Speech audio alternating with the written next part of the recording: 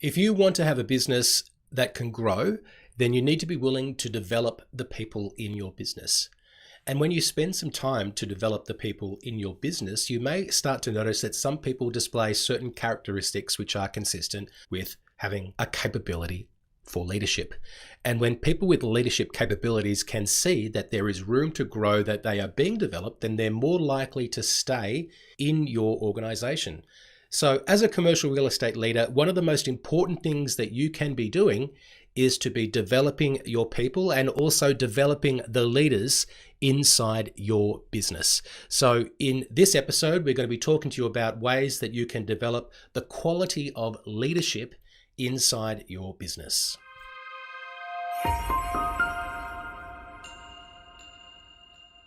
Hey, this is episode 162 of the show, Commercial Real Estate Leadership. I'm Darren Krakowiak. So happy you've decided to join us. I help commercial real estate leaders to get their businesses growing at a much more intensive, rapid rate. I'm trying to think of different ways that I could say that we grow businesses faster in every intro. Kind of like The Simpsons, how there's always a different couch gag. And I just sort of noticed that I've been saying it slightly differently each time. And now I thought I'll say it different this time with intention. I put myself under pressure. So I might write a list of ways to intro the show, just as, you know, something else to have as a feature of this program. Hey, if you're listening to this show and you think there's somebody who you know who could benefit from this content, I would love it if you share this content with them. You can click the share button wherever you're watching us and SMS the link. You can email it to somebody or even send them a DM in social media and say, hey, did you know there's this program? It's called Commercial Real Estate Leadership, and I think it would be a great one for you. And even if there's somebody who is already a well-established leader, then if they're a well-established leader who is committed to being a better leader, then hopefully they're interested in more content about commercial real estate leadership. Or if they're an up-and-coming leader or somebody who's new into a role and you think that they may benefit from this content, I know that they would appreciate it if you send this content to them, because it shows that you're thinking of them. So you'll get some benefit from that, as well as hopefully the benefit that they get if they decide to continue to listen. All right, so today's episode is all about one of the most important jobs that you have as a leader in a business, and that is to create the environment where there is better leadership being offered for everyone inside the business, because commercial real estate is a people business, and the quality of leadership inside that business is a differentiator for, well, the clients that you choose to work with. It's a differentiator for your employees, both existing and prospective, but also for people who are investing in the business. And that may just be you if you're a sole proprietor of the business, or you may have business partners. And certainly when you go to the bank and you ask them for money, if you've got a quality leadership team behind you, then I think they're more likely to help you grow that business by giving you that capital. So strong leadership, I think, is something that is really beneficial to your business as you decide to grow it. It sets the tone in terms of your leadership, but you deciding to develop the leadership within your business is also setting the tone in itself. And as the business grows, you'll need to have a team of effective leaders to help you grow it further with different types of leadership, not just clones of yourself, but different strengths in leadership, because what your business needs evolves over time. And that's important because I think the type of leader that you are will evolve over time. There are different types or styles of leadership. And I think that if I look back at my journey, I was better at certain types of leadership than I was at other types or styles of leadership later on. And maybe you've noticed that some of your people are more comfortable operating in certain modalities of leadership than in others. And different people inside the business are going to have different preferences in terms of the types of leaders that they respond to, that they need, that can bring out the best in them. So once you identify what people are inside your business that have the potential to be good leaders, once you've got an understanding as well of the different types of leadership, which we're going to talk about today, then you'll be more readily able to identify those different leadership capabilities, because there's not just one type of leadership that works inside a business. The bigger your business gets, the more likely it will be that you'll require those different types and different strengths. And because you're looking for them, because you're aware of them, you're more likely to see them, and you'll be discovering perhaps more people that have that capability to grow into being someone with more responsibility in your business. So, and I say that because, when I first became a leader, I probably lent more on the role power of being a leader, so a little bit more maybe directive or authoritative, but also pace setting. So somebody who would want to lead by example, work hard, do good things, achieve results, and hope that others would, I guess, be motivated to also achieve that. But as I spent more time in leadership roles, I guess I learnt to be more transformative, which is kind of like about setting a vision and setting a pathway towards that, and motivating and inspiring, if you like, people to come with you.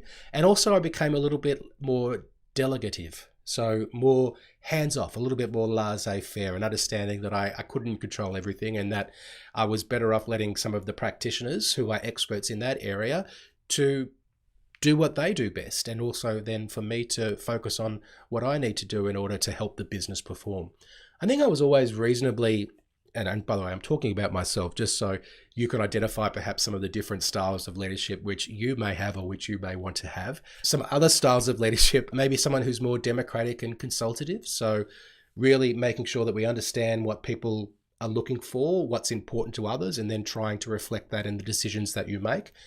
I think we can also be somebody who is supportive and with direction though. So kind of like a coaching style leadership. So really trying to develop and help your people become better. And then there are others who I've noticed, which I never really adopted this style of leadership, but it is one that exists, which is this servant leadership. It's also known as affiliative leadership. A less favorable way of putting it might be to call someone a people pleaser. But these are the people that really think about, well, what's best for the team before they make any decisions. Other people are micromanagers, or another negative term might be a control freak. So look, no matter the leadership style, and hopefully just running through those 7 or 8 different types of leadership, you've identified maybe your strengths in one. Maybe you can identify as well, I need to be more like this. And as the business is going through this stage, then I'm going to need to get more comfortable operating with this type of leadership. Now, even though there are some different ways to lead, I think there are also some universal skills that you should be helping your leadership team and actually everyone inside your business to develop. So I just quickly wanted to share some of those with you as well. I think the first one is adaptability. So much is changing in the world. And if we just think about artificial intelligence right now and the importance of embracing technological advancements, I heard someone say recently, and I agree with it, that artificial intelligence is going to have as bigger, if not greater, impact on our industry than mobile phones or the internet did. So it's going to be a huge change. And I think sometimes people want to just stick with what they know, or they don't want to change because they believe that everything's fine, or I'm comfortable with doing this, or I'm achieving this, so therefore why change? But all this technological change means that there's an opportunity to grow, and we need to be able to adapt. So I think adaptability is important. Empathy is another universal skill that I think is important no matter the different style of leadership that you and your team adopt. And this is really about understanding your clients, understanding other stakeholders, understanding team members, what people need, and not just thinking about things from one's own perspective, but thinking about the impact on others and how the decisions that we make impact on the overall organization and not just what it means to me. And I can remember working with somebody who was looking at the relocation of an office, and his whole prism was about, well, it's fine for me, and not really thinking about how the location change might impact the team. So that would just be a small example of somebody who perhaps needs to have a little bit more empathy in terms of the way that they're looking at things. And then the other one is resilience. And, we've been through a difficult period over the last 2 or 3 years, not only with COVID, but in terms of some of the unique economic challenges that have been thrust upon us. And that means that we need the ability to be able to adapt, but also to maneuver through some of these market challenges. So adaptability, empathy, and resilience, 3 leadership qualities that I think we need to have in any style. They're attributes that people can, I guess, develop because they're skills, right? You can become more adaptable. You can train your mind to be more empathetic, and also you can become more resilient. Now, if you want to encourage a culture of feedback to understand if people in your organization have these skills, particularly the leaders in your organization, I just want to give you a couple of quick ideas about how you can do that. One is to do something called skip level meetings. So that's when, if you're the leader, you meet with the direct reports of your direct reports, right? So the people who report to your people, and you just see what's going on. Now, sometimes that's not always going to expose where there might be issues, but it does start to open up the lines of communication. And maybe you need to invest a bit of time if you can sense there's something going on, that you need to build up that trust through communication to start to understand if there is something that isn't consistent with the values and the way that you believe that leadership should be conducted inside your business. Exit interviews are a great way also. People can be a little bit more honest when they're on the way out of the organization. Obviously, it's too late once people leave, but you can still learn some things that can,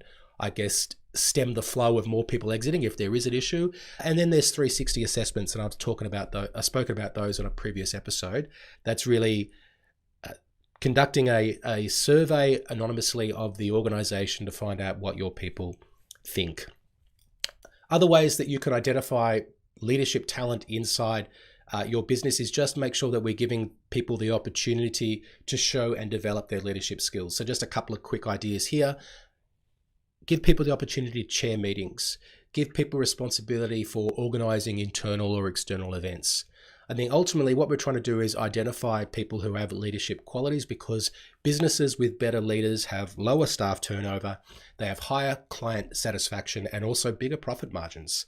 So if we can encourage a culture of leadership and make sure that we're investing the time as leaders to create better leadership inside the business, then we're going to achieve that wonderful trinity of better client outcomes, more satisfied with lower staff turnover, and also bigger profit margins. All right, that is our episode for today. We've run out of time. I'll leave it there. Thank you so much for listening, and I will speak to you soon.